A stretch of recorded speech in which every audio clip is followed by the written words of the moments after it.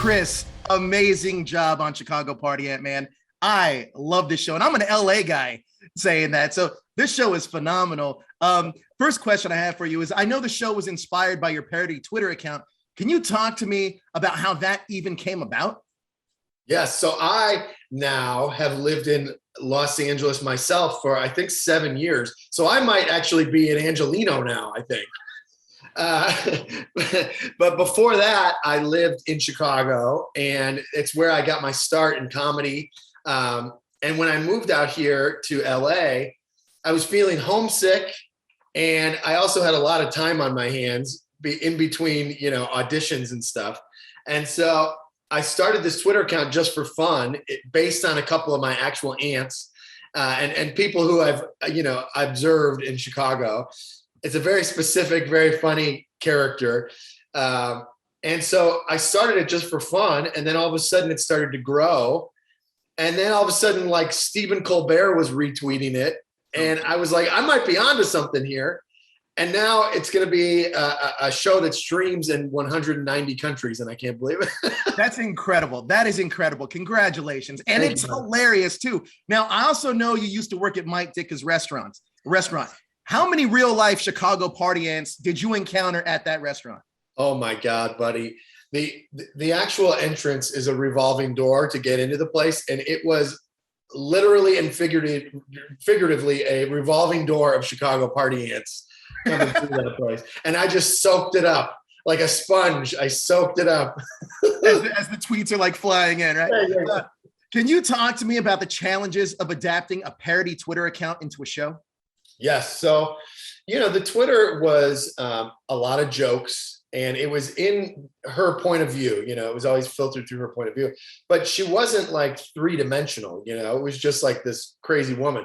And so the show, then all of a sudden we have to flush out, her world and who are the other people in her world, and make her three-dimensional. And so it was kind of a challenge, but I think luckily we already had this strong foundation of this great character.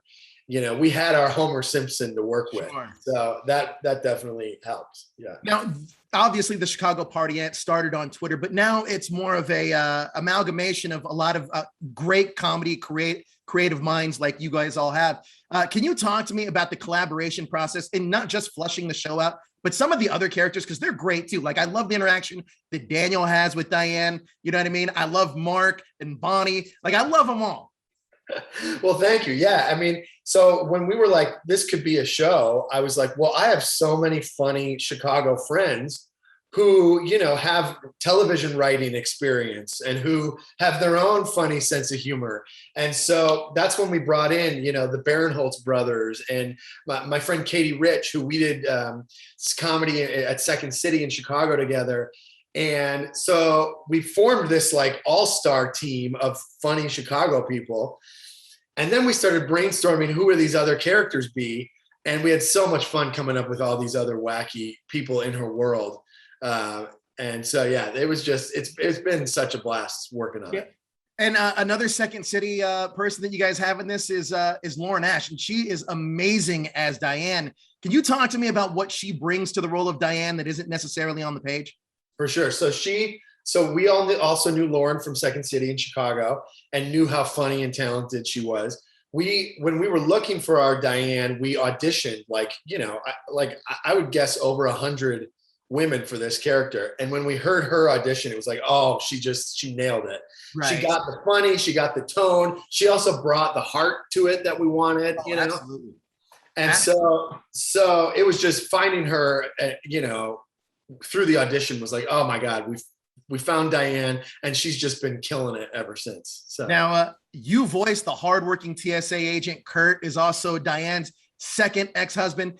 Can you talk to me a little bit about Kurt and Diane's relationship? So I think Kurt and Diane have been married and divorced and then married again. And then, and I think that they're probably like soulmates, but Kurt can't keep up with her partying ways anymore because he's getting older. Right. And so it's kind of a will they, won't they, on again, off again relationship. But Kurt is just like this gruff, hardworking Chicago guy with a big mustache, and it's so fun to play. Yeah. I love it. Now, stay positive, but test negative. If life gives you lemons, turn that shit into Mike's Hard Lemonade. What are some of your favorite Diane quotes?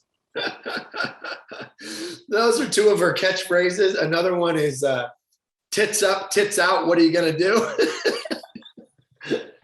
That's one of my favorites. I mean, she has so many great like Chicago isms, Right.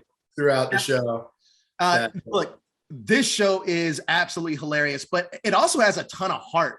What are you hoping audiences take away from Chicago Party Ant?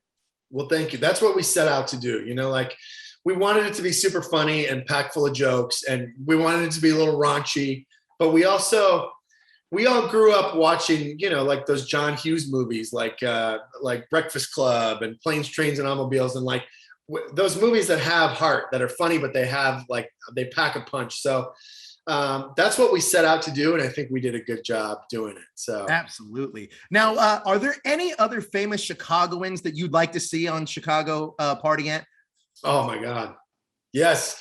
So my hero is Bill Murray. My dog is named Murray.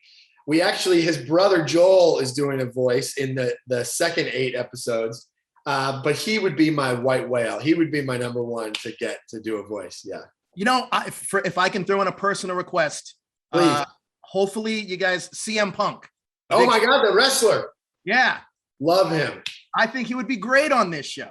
I think he would too. He's a great Chicagoan. Absolutely. Well, look, this show is phenomenal. I absolutely loved it. Me and my girlfriend binged it last night. We could not stop laughing. But the one takeaway that we had too was that Diane has a ton of heart. It's actually a really, really good show. And the relationship with Diane and Daniel, I love it. I absolutely love it. So good. We said that she is his blue collar fairy godmother, like helping him navigate the city. Yeah. Yeah. Thank you. Well, look, thank you so much for your time. The show's fantastic. I really appreciate it. Thank you. Thank you for your time. And September 17th, I hope people watch it. Thanks, man.